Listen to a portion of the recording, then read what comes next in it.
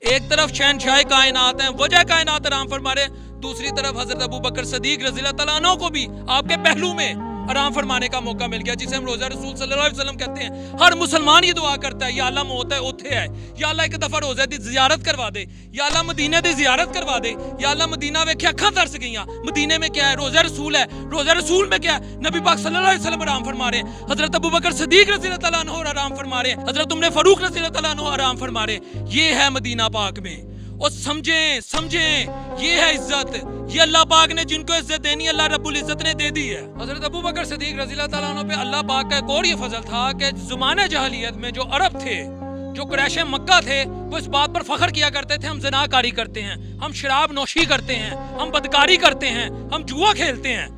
دنیا کا کوئی تاریخ دان، مسلمان ہو، یہودی ہو، سکھ ہو، عیسائی ہو، اللہ کو نہ ماننے والا ملحد بھی ہو، وہ بھی یہ لکھ نہیں سکا، اس کے ہاتھ بھی کانپتے ہیں لکھتے ہوئے کہ جب آپ نے اسلام قبول نہیں بھی کیا تھا ابو بکر صدیق رضی اللہ تعالیٰ عنہ نے، آپ ان تمام برائیوں سے تب بھی دور تھے۔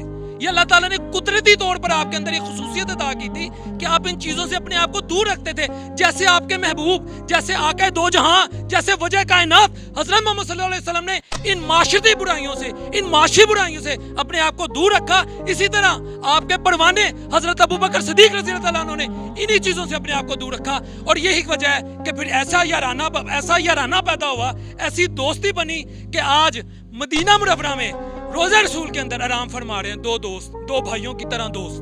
بسم اللہ الرحمن الرحیم۔ ناظرین، اللہ رب العزت جسے عزت والی چادر پہنا دے اس کی عزت میں کوئی کمی نہیں آ سکتی۔ اللہ رب العزت نے حضرت ابو بکر صدیق رضی اللہ تعالیٰ عنہ کو عزت والی چادر پہنا دی ہے، اور ان کی عزت میں الحمدللہ کوئی کمی نہیں آ سکتی، جتنا مرضی ناقدین زور لگا لیں۔ حضرت ابو بکر صدیق رضی اللہ تعالیٰ عنہ کی اس امت پر سب سے بڑی مہربانی یہ ہے، اس امت کے لیے سب سے بڑا احسان یہ کر گئے کہ اس امت کو ختم نبوت کی چوکیداری پہ لگا دیا۔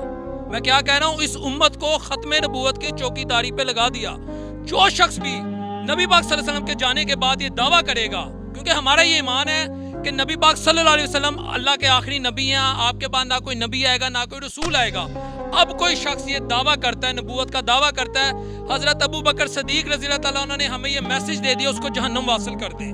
کیوں؟ جب جناب رسول کریم صلی اللہ علیہ وسلم دنیا سے تشریف لے گئے تھے تو جس نے بھی نبوت کا دعویٰ کیا، حضرت ابو بکر صدیق رضی اللہ تعالیٰ عنہ نے اپنی ٹیم کے ساتھ، نبی پاک صلی اللہ علیہ وسلم کے جانثاروں کے ساتھ اس کو جہنم حاصل کیا۔ تو اس امت کی بھی آپ یہ ڈیوٹی لگا کے گئے، جو شخص نبوت کا دعویٰ کرے گا اس کو جہنم حاصل کر دو۔ یہ تو آپ کی سب سے بڑی مہربانی ہے۔ دوسری بات جو حضرت ابو بکر صدیق رضی اللہ تعالیٰ عنہ کے بارے میں بتانا چاہتا ہوں، معراج کی رات اللہ رب العزت نے حضرت جبرائیل علیہ السلام کو حکم دیا کہ میرے محمد کو کہہ دو، میرے محبوب کو کہہ دو کہ نبیوں کی امامت کروائے۔ جناب رسول کریم صلی اللہ علیہ وسلم نے معراج کی رات نبیوں کی امامت کروائی، اللہ کمی بیشی معاف فرمائے، 1.25 لاکھ نبیوں کی امامت کروائی۔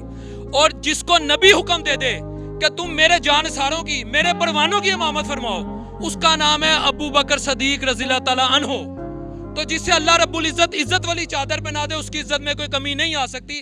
جناب رسول کریم صلی اللہ علیہ وسلم نے اپنی زندگی میں، اپنی حیات مبارکہ میں حضرت ابو بکر صدیق رضی اللہ تعالیٰ عنہ کو حکم دے دیا تھا، آپ کو کہہ دیا تھا کہ تم اب امامت کرو، اب آپ امامت کروائیں۔ تو یہ اللہ رب العزت نے حضرت ابو بکر صدیق کو عزت والی چادر پہنا دی ہے۔ پھر آپ یہ دیکھیں حضرت ابو بکر صدیق رضی اللہ تعالیٰ عنہ پر اللہ تعالیٰ نے کتنی مہربانیاں کی۔ جناب رسول کریم صلی اللہ علیہ وسلم سے آپ نے ساری عمر محبت کی، ٹوٹ کے محبت کی، بے لوث محبت کی۔ آپ دیکھیں غار ثور میں نبی پاک صلی اللہ علیہ وسلم کے ساتھ کون تھے؟ حضرت ابو بکر صدیق رضی اللہ تعالیٰ عنہ۔ آپ کے رفیق کون تھے ہجرت کے دوران؟ حضرت ابو بکر صدیق رضی اللہ تعالیٰ عنہ۔ نبی پاک صلی اللہ علیہ وسلم سے ٹوٹ کر محبت کس نے کی؟ حضرت ابو بکر صدیق رضی اللہ تعالیٰ عنہ۔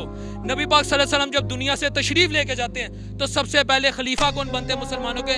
حضرت ابو بکر صدیق رضی اللہ تعالیٰ عنہ۔ یہ عزت والی چادر کون پہنا رہی ہے؟ عزت والی چادر اللہ رب العزت کی ذات پہنا رہی ہے۔ وہ دیکھو اس سے بڑا اللہ تعالیٰ کا حضرت ابو بکر صدیق رضی اللہ تعالیٰ عنہ پہ کیا کرم ہوگا کہ جناب رسول کریم صلی اللہ علیہ وسلم کے حیات مبارکہ میں آپ ان کے رفیق رہے، آپ ان کے جانثار رہے، آپ نے ان سے بھائیوں سے بڑھ کر محبت کی۔ اور جب جناب رسول کریم صلی اللہ علیہ وسلم دنیا سے تشریف لے گئے تو یہ محبت کا دیکھیں، محبت جدائی برداشت نہیں کر سکے۔ حضرت ابو بکر صدیق اپنے یار کی، اپنے محبوب کی، اپنے دوست کی جدائی برداشت نہیں کر سکے۔ آپ کی فکر ایسی تھی، آپ کی طرف ایسی تھی کہ جب آپ بھی دنیا سے تشریف لے گئے تو آپ بھی روزہ رسول صلی اللہ علیہ وسلم میں جا کے آرام فرما رہے ہیں۔ کن کے ساتھ؟ شہنشاہ کائنات کے ساتھ۔ اور اس سے بڑی اللہ کسی کو کیا عزت کی چادر پہنائے گا؟ ایک طرف شہنشاہ کائنات ہیں، وجہ کائنات آرام فرما رہے، دوسری طرف حضرت ابوبکر صدیق رضی اللہ تعالیٰ عنہ کو بھی آپ کے پہلو میں آرام فرمانے کا موقع مل گیا، جسے ہم روزہ رسول صلی اللہ علیہ وسلم کہتے ہیں۔ ہر مسلمان یہ دعا کرتا ہے، یا اللہ موت ہے اوتھے ہے، یا اللہ ایک دفعہ روزہ دی زیارت کروا دے، یا اللہ مدینہ دی زیارت کروا دے، یا اللہ مدینہ ویکھے اکھاں ترس گئیاں، مدینے میں کیا ہے؟ روزہ رسول ہے، روزہ رسول میں کیا ہے؟ نبی پاک صلی اللہ علیہ وسلم آرام فرما رہے ہیں، حضرت ابوبکر صدیق رضی اللہ تعالیٰ عنہ آرام فرما رہے ہیں، حضرت عمر فاروق رضی اللہ تعالیٰ عنہ آرام فرما رہے ہیں۔ یہ ہے مدینہ پاک میں، اور سمجھیں یہ ہے عزت، یہ اللہ پاک نے جن کو عزت دینی اللہ رب العزت نے دے دی ہے۔ حضرت ابوبکر صدیق رضی اللہ تعالیٰ عنہ کے اسلام قبول کرنے کا واقعہ بھی بڑا زبردست ہے۔ آپ نے بغیر کسی ہچکچاہٹ، بغیر کسی پریشانی، بغیر کسی تردد کے اظہار کیے اسلام قبول کیا۔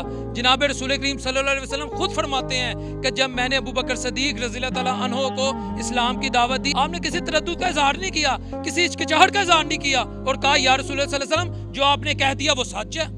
یہ ہے محبت۔ اور آخر میں یہ کہوں گا کہ حضرت مجدد الافسانی رحمۃ اللہ علیہ نے کیا خوبصورت بات کہہ دی ہے۔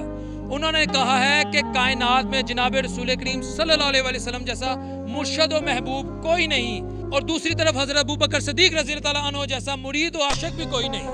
اگلے پروگرام تک کے لیے اپنے ہوسٹ محمد بلال شفیق کو، کیمرہ مین جاوید اوبن صاحب کے ساتھ اجازت دیجیے۔ اللہ نگہبان۔